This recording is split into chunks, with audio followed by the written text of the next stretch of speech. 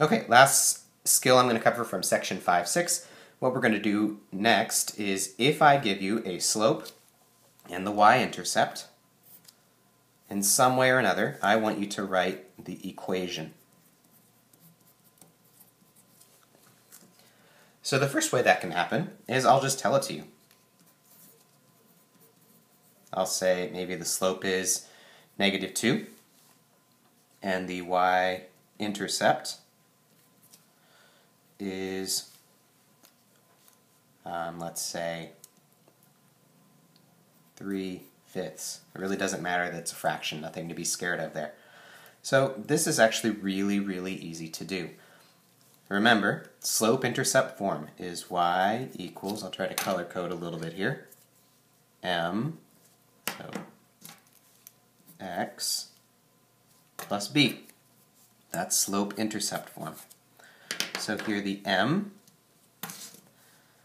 is this number, -2.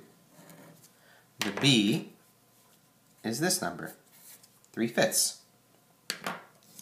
So if I'm going to write this equation, all I have to do is replace the m with -2, because that's my slope, and the b with 3/5, because that's my y-intercept. So this will be final answer. Y equals -2x plus 3/5. Done. So it's very, very easy. I give you the slope and the y-intercept, you can immediately write the equation. It might be that I give you a graph instead.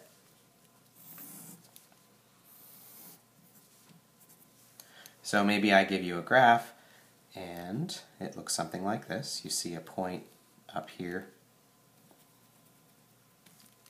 at 0, 3 on the y-axis, and maybe there's a second point